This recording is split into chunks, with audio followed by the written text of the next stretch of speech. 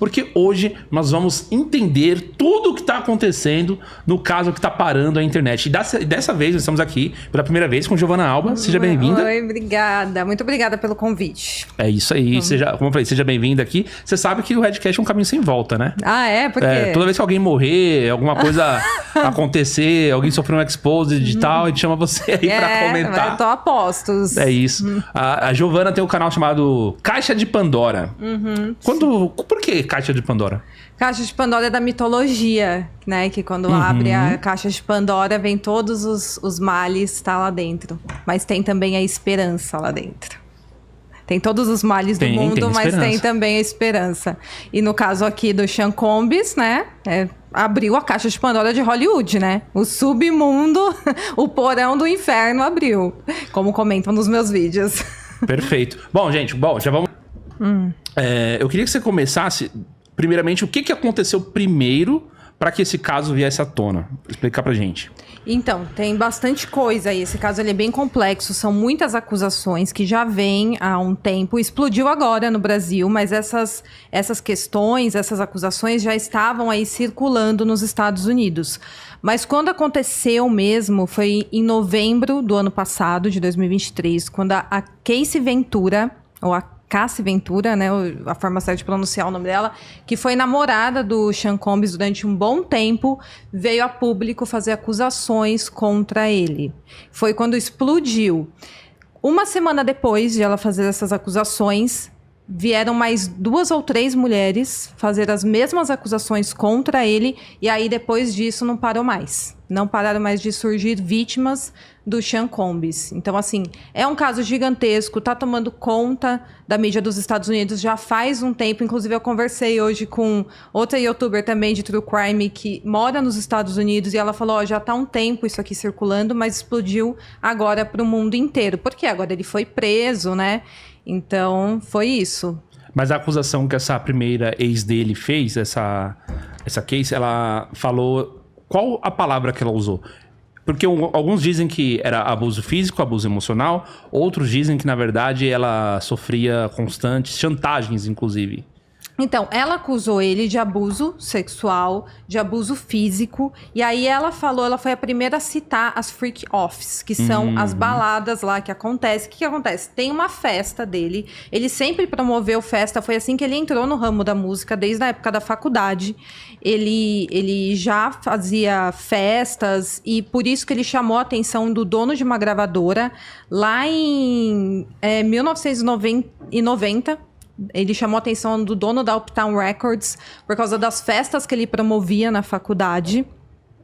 E aí, agora, voltando para Casey, ela falou desses freak-offs, que são festas que começam... Tem a festa, passou da meia-noite, aí falam que o diabo aparece, que é o Sean Combs, que é quando tudo acontece. Ali, ele contratava garotos de programa, que a Casey tinha que se relacionar, que ele fazia ela se relacionar e também as outras mulheres da festa se relacionar. E ali, em meio a, dizem, né, a agressões, coagia a pessoa a estar naquele ambiente. Claro que não naquele momento, porque além de tudo isso, ela ter que se relacionar, ela também falou que derramava litros de óleo em cima dela, que ele pedia, tanto que na casa dele foram encontradas mais de 1.000 frascos do que eles chamam de óleo de bebê e também lubrificante, substâncias ilícitas, armas e tudo. E ela falou que ele pedia muito para que ela derramasse e ele filmava tudo aquilo nas festas enquanto ele se aliviava ali, né? Então era mais ou menos assim que acontecia, no meio de muitas substâncias também. Hoje em dia tem muitas mulheres falando que ele batizava as bebidas delas. Tem bastante alegações desse tipo. E nas festas rolava de tudo, né? Cetamina, pó, GHB. GHB é o quê? Desculpa, eu sou meio ignorante. Falam que é aquelas substâncias do abuso. Eu não vou usar a palavra aqui, que aí deixa a pessoa vulnerável. Porque ele queria que as pessoas ali das festas estivessem obedientes a ele, para fazer aquilo que ele mandava. A Casey falou o seguinte, que ele dirigia as relações que eles tinham nessas festas. O que significa isso? Ele filmava e queria que fosse da forma que ele quisesse ver ali no momento. Então, tinha que fazer exatamente o que ele estava pedindo. E claro que eu imagino, né, a gente ainda não tem tantos detalhes, que a forma dele coagir essas pessoas não era ali na hora, você vai sair daqui ou você vai apanhar. Eu acredito que não é assim bem que um abusador age, né? É de outra forma, você quer ter um espaço na minha gravadora, eu tenho aqui um material seu de você tendo relações com alguém, se você não quiser que venha a público, você tem que participar daqui da minha festa. Então, dessa forma, ele coagia as mulheres. Tá, então a esposa dele transava com garotos de programa que ele contratava. Sim, ela falou isso. Era um fetiche que ele tinha? Sim, aparentemente sim, ele tinha esse fetiche de assistir. Ele ficava assistindo. Ele assistia.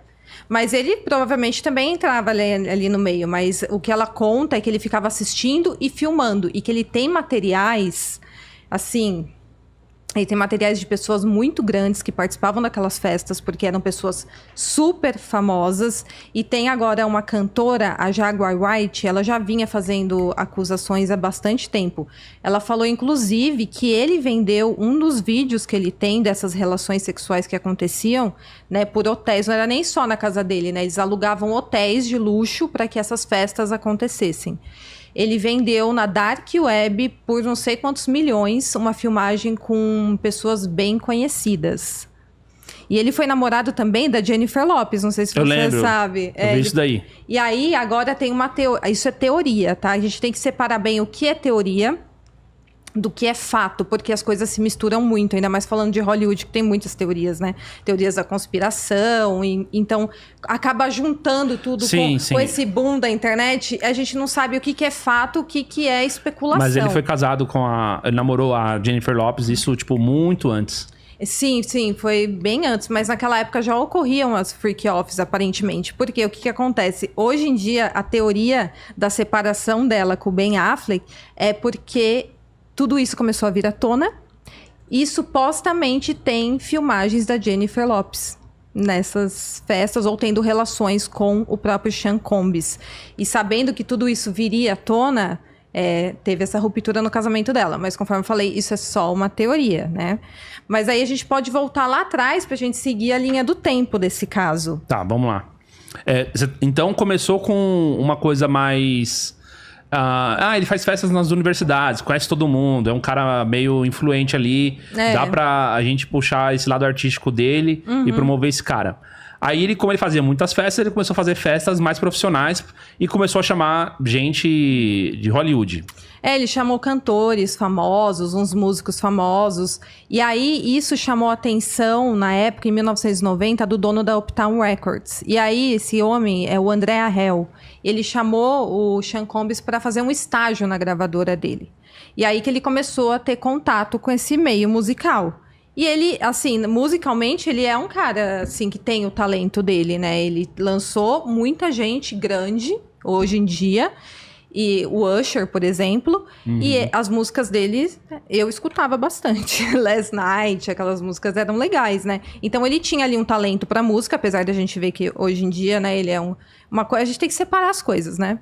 E falar isso, pronto, já tá elogiando. Entendi. Ele era um cara muito bom na música. Muito bom, só na música, pelo jeito.